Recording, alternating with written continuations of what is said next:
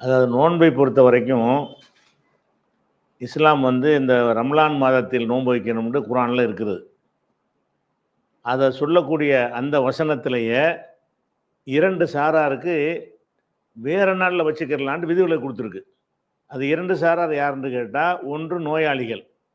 வயித்து வலியா இருக்கு, தலைவலியா இருக்கா?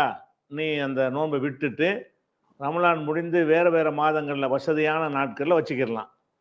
2வது வெளியூரில் இருப்பவர்கள், பயணத்தில் இருப்பவர்கள். சொந்த ஊர்ல இருந்தா தான் நோன்பு கடமை. இப்ப நான் வந்து ஒரு திருச்சிக்கு போயிட்டேன்னு வைங்களேன், அப்ப நோன்பு வந்து வைக்கணுன்ற கட்டாயம் கிடையாது.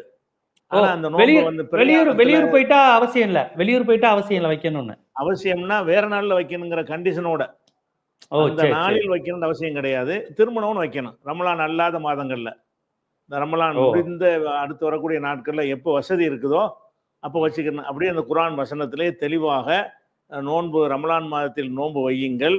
உங்களில் யார் நோயாளிகளாகவோ, பயணத்திலோ இருந்தால் வேறு நாளில் வைத்துக் கொள்ளுங்கள்.